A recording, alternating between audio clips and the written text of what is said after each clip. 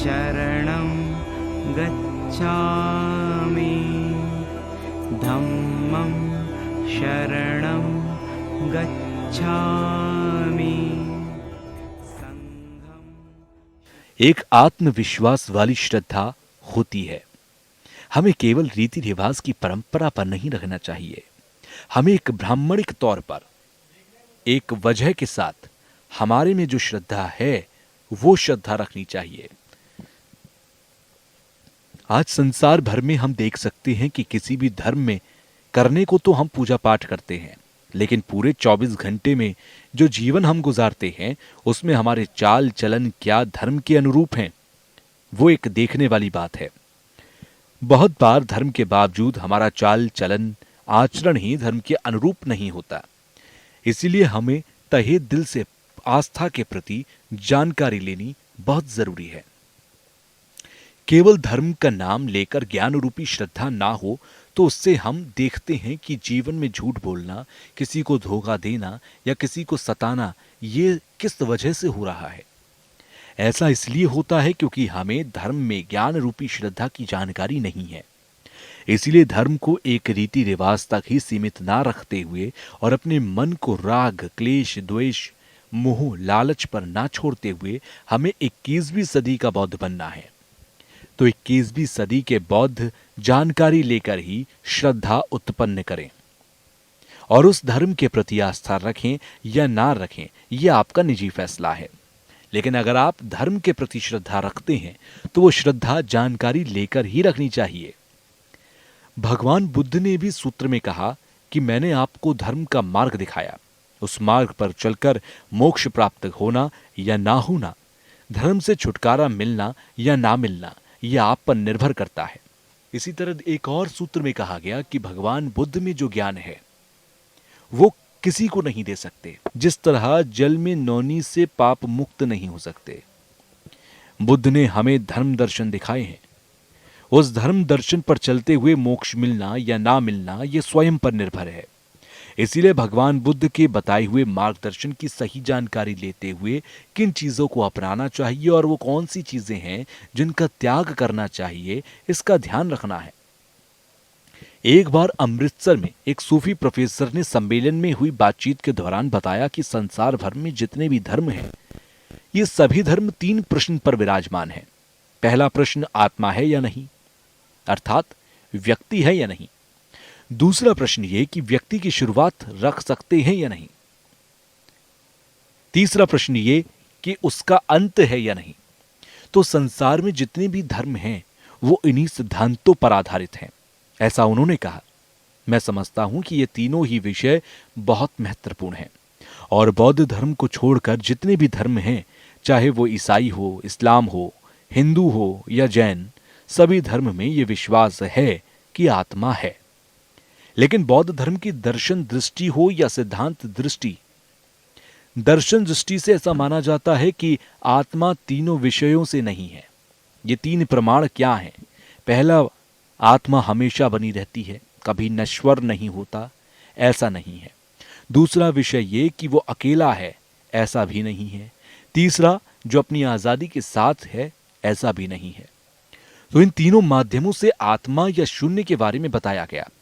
ग्रंथों में ऐसा कहा गया कि जिस तरह से एक तांगे के सभी हिस्सों को जोड़कर तांगा बनाया जाता है, उसी तरह हमारा व्यक्तित्व और मैं जो हिस्से होते हैं उन सबको जोड़ लेते हैं और हम बनते हैं। हम उसे उसी तरह से पहचानते हैं जैसे हमने उसे जोड़ा होता है। तो इसीलिए संस्कार रूपी या संस्कृत वाले कई कर्म और कारणों से बनी हुई चीज जो हैं, एक मायने में वो उस पर हुक्म चलाते हैं, ऐसा हम देख सकते हैं। कहने का अर्थ यह है कि मैं व्यक्ति या आत्मा जो है उस शरीर के या रूह के भीतर भी नहीं है। इसलिए मैं या व्यक्ति केवल हमारे द्वारा रखे गए हैं, वो हमारे मन के द्वारा रखे गए हैं। पहले प्रश्न पर यह जवाब आता है। दूसरा विषय जो है वो ये है कि मैं या व्यक्ति की कोई शुरुआत है या नहीं। जो ईसाई धर्म है, जो ईश्वर में विश्वास रखते हैं, उसमें जिस तरह से भगवान को एक पिता के रूप में देखते हैं तो बहुत अच्छी बात है। उसमें भी एक विशेषता है, उनको पिता के रूप में देखने से वो भगवान को अपने बहुत नजदीक अनुभव करते हैं। तो इस तरह से भगवान या ईश्वर को नजदीक अनुभव करने से मन में मैत्री, करुणा, सहनशीलता, शीर पालन के अभ्यास करने में जो सफलता मिलती है वो आती है। तो ये अच्छी बात है। और जब इसी के साथ अभ्यास करते हैं तो बड़ी ही खुशी और उमंग के साथ अभ्यास करते हैं। मन में एक आत्मविश्वास मिलता है, हिम्मत मिलती है, हौसला मिलता है। तो ये बहुत अच्छी बात है। लेकिन जहां तक बौद्ध धर्म की बात है तो जैसा कि पहले ही कहा गया है कि मैं या व्यक्ति अपने पर आजादी के साथ नहीं है, बना रहता है, ऐसा भी नहीं है। जब ऐसा मानते हैं तो उसके भी अपनी एक वजह है। ये जो 3 तरह से रखे गए हैं और बौद्ध धर्म की दृष्टि से ये 3 तरह के अभ्यास करने से मन में हर चीज को पकड़ने वाला है। ऐसा भी नहीं है कि उमंग या व्यक्ति बना रहता है। वो अपनी आजादी के साथ भी नहीं है, अकेला भी नहीं है। ऐसा जब मानते हैं तो उसके भी अपनी एक वजह है। जैसे कि तिब्बत में तिब्बती बौद्ध धर्म की जो परंपरा है उसमें 4 सिद्धांतवाद हैं। तो उन 4 सिद्धांतवादी में से हम जब अध्ययन करते हैं तो ये चीजें आप समझ सकते हैं कि भारतीय आचार धर्म कीर्ति के ग्रंथ या प्रमाण हैं। तो उसमें भी ऐसा कहा गया है कि विज्ञान जो है, यानी कि मन विज्ञान, मन जिसके देखने की एक दृष्टि है, क्षमता है। 2 चीजें संसार में हैं, एक विज्ञान वाली चीज और दूसरी जो विज्ञान नहीं है, जो केवल एक वस्तु है, सामान है। तो इन 2 चीजों को अगर हम देखें तो कोई भी वस्तु जो बाहर की है उसके कर्म या कारण कभी विज्ञान नहीं बन सकते। तो विज्ञान जो है वो पहला विज्ञान, दूसरा विज्ञान, ऐसे सभी विज्ञान मिलकर एक कर्म और कारण बनते हैं। तो इसलिए बाहर की वस्तु के कर्म या कारण जो सही तरीके से देखा जाए तो फिर वो विज्ञान किसी विज्ञान को उसके कर्म और कारण के रूप में रखना ये दिक्कत है। इसलिए पहला विज्ञान जो होता है उससे आने वाले जो विज्ञान होते हैं एक तरह से उनका जन्म होता है, उससे वो चलता है। इसलिए दूसरे प्रश्न के उत्तर के रूप में ये होता है।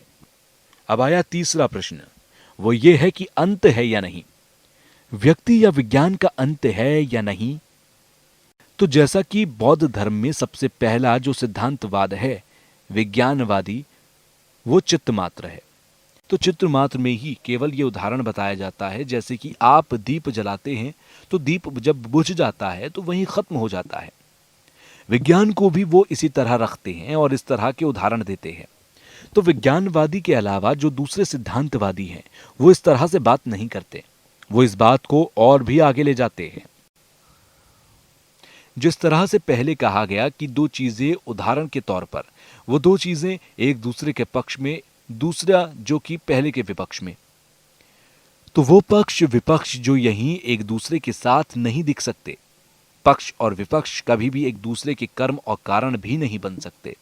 तो इसीलिए हमें विज्ञान के कर्म और कारण या मन के कर्म और कारण जो कि मन से ही रखना पड़ेगा, बाहर भी उसी तरह रखना पड़ेगा। तो कहने का अर्थ यह है कि जब तक हम किसी भी चीज को अनुभव नहीं करेंगे तब तक हम किसी भी विषय को सही तरीके से नहीं समझ पाएंगे। इसे केवल एक कथनी तक ही सीमित ना रखें। अगर किसी कथनी पर ही हम चलते रहे, किसी की बातों में ही आते रहे और किसी के कही हुई बातों पर ही यकीन करते रहे तो फिर मन में एक झूठ आता है जिससे दिक्कत होती है, हम भटक जाते हैं। इसीलिए हम ये कह सकते हैं कि विज्ञान एक कभी ना खत्म होने वाली चीज है। इसीलिए जब विज्ञान खत्म नहीं होता तो मैं या व्यक्ति भी खत्म होने वाली चीज नहीं है, ऐसा माना जा सकता है। इसलिए इस माध्यम से हम और आप विचार करें। सभी धर्मों को हम सिद्धांत के रूप में देख सकते हैं। कुछ धर्म ऐसे हैं जो स्थानीय हैं, जैसे गांव के धर्म होते हैं, जैसे कि देवी देवताओं की पूजा करना, इष्ट देवताओं की पूजा करना। लेकिन अभी हम इस विषय में बात नहीं कर रहे हैं। अभी हम धर्म दर्शन और सिद्धांत की बात कर रहे हैं। जहां तक धर्म और सिद्धांत की बात है तो मानने वाले धर्मों में संसार में 2 प्रकार के धर्म देखे जा सकते हैं। आखिर में हम कितनी भी वार्तालाप करें, अभ्यास करने पर ही उतरना होता है। अभ्यास करना सबसे महत्वपूर्ण है। जैसे कि ईश्वर को मानना, नहीं मानना, यह संसार जो है ईश्वर के द्वारा रचा गया है। तो जिस तरह से जैसे संख्यावादी जैन धर्म में भी या फिर बौद्ध धर्म में भी इस तरह से हम एक बात करते हैं तो कुल मिलाकर हमें उतरना जो है, हमारा लक्ष्य जो है वो अभ्यास करने पर ही होना चाहिए। और जहां तक अभ्यास करने की बात है, तो उसमें जैसे प्रेम की बात है या फिर जब मुश्किलें आती हैं जीवन में, तो ऐसे में बर्दाश्त करने की बात होती है, हौसला रखने की बात होती है, या फिर अपने आप को संभालने के लिए शीर पालन की बात होती है। जैसे कि 10 अशुभ कर्मों के बारे में बताया जाता है। 10 अशुभ कर्म जैसे कि शरीर से 3, वाणी से 4 और मन से 3, कुल मिलाकर 10। तो ये 10 अशुभ कर्मों को छोड़ना तकरीबन सभी धर्मों में एक जैसा है। शायद मिथ्या दृष्टिकोण आखिर में अपने अपने हो सकते हैं। भगवान बौद्ध के धर्म में भी हमारा जो 4 सिद्धांतवादी है, वो माध्यमिक वाले धर्मों को अपने स्वभाव से शून्य है ऐसा मानते हैं। तो ऐसा माना जाए तो वो गलत दृष्टिकोण होता है। शायद ऐसा भी रखा जाता है कि जो 10 अशुभ कर्म मिथ्या दृष्टिकोण हैं, वो श्रद्धा ना रखना आदि पर रखे जाएं तो वो दूसरी बात हुई। तो जैसे भी हुआ कि संसार में जितने भी धर्म हैं, सभी धर्म, दर्शन और सिद्धांत उनके अपने अपने हैं, और उन्हीं धर्मों और सिद्धांतों ने भी संसार को अतीत में संभाला, अभी भी संभाल रहे हैं और आगे भी संभालेंगे। तो सभी धर्मों के प्रति हमारे मन में आदर की भावना होनी चाहिए। और फिर आखिर में धर्मों के अपने जो अनुयायी हैं, वो अभ्यास करते हैं। सभी अपनी अपनी सोच के होते हैं, अपने अपने स्वभाव के होते हैं, अपने अपने अनुभव सबके होते हैं। तो उस हिसाब से सिद्धांत चाहिए होते हैं। थोड़ा बहुत धर्मों में जहां तक सिद्धांत और दर्शन की बात है, तो उसमें मिलना ना मिलना, सहमत होना या ना होना, एक ही विचार का होना ना होना, ये तो स्वाभाविक है। ये अपने मन में बदलाव लाने का एक तरीका होता है। मेरे कई ऐसे मित्र हैं जिन्हें मैं जानता हूं, उन्होंने अपना पूरा जीवन दूसरों के लिए समर्पित कर दिया। तो बहुत बड़ी बात है, बहुत हैरानी की बात है। हमें ऐसे लोगों के प्रति आदर स्वभाव रखना चाहिए। बहुत बार ऐसा होता है कि अगर ऐसा मान लिया जाए कि यह संसार जिसे बौद्ध धर्म में कहा गया है कि इसे ईश्वर द्वारा रचा नहीं गया, तो अगर हम इस बात को माने तो फिर सबके अपने अपने दृष्टिकोण होते हैं, अपने अपने स्वभाव होते हैं, अपने अपने कर्म होते हैं, तो वो सही नहीं बैठता। बेहतर यही होता है कि कुछ लोगों के लिए जब ये कहा जाता है कि ये संसार ईश्वर द्वारा रचा गया, तो उस समय उनके मन में जो करुणा और अभ्यास करने की ताकत ज्यादा मिलती है। बौद्ध धर्म में ये स्वयं पर ही निर्भर है। जब हम ये बात करते हैं तो शायद अगर हम उसका सही अर्थ ना निकालें तो शायद गलत भी इस्तेमाल कर लें। इसलिए दर्शन, सिद्धांत और दृष्टिकोण ये सभी में होना चाहिए, और उस दृष्टिकोण के आधार पर कभी भी भेदभाव नहीं होना चाहिए। हम बौद्ध नालंदा परंपरा से हैं। तिब्बत के बौद्ध धर्म के दर्शन और सिद्धांत की जो बात है, तो वो अलग अलग तरीके से होना स्वाभाविक है। सबके एक जैसे विचार और अनुभव नहीं होते। इसलिए मिसाल के तौर पर बौद्ध धर्म में भी जैसे विज्ञानवादी चित्तमात्रा है, चित्तमात्रा में भी कई तरह की शाखाएं होती हैं। उसी तरह से माध्यमिक जो सिद्धांतवादी हैं, उनमें भी कई शाखाएं हैं।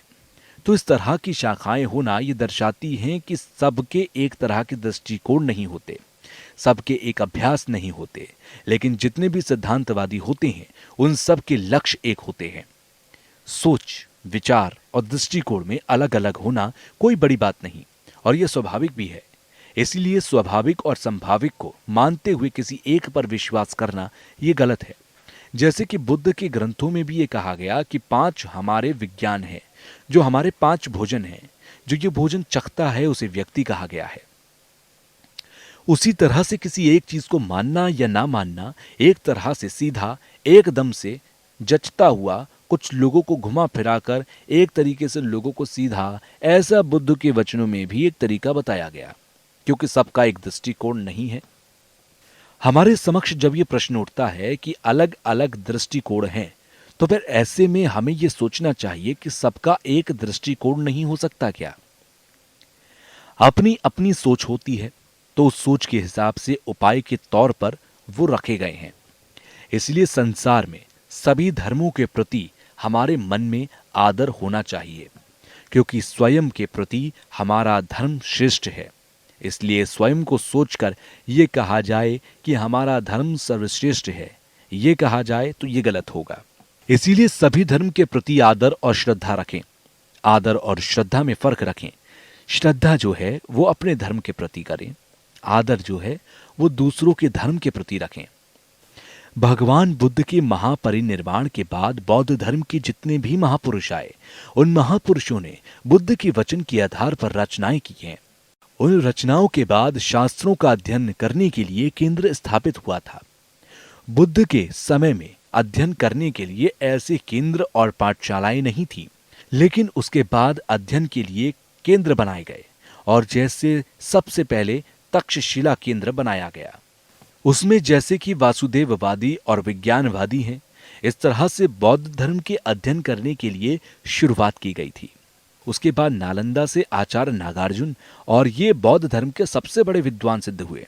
उसके बाद विक्रमशिला आदि और ओहिर या फिर 7वीं और 8वीं सदी में तिब्बत के बौद्ध धर्म के प्रचार की शुरुआत हुई।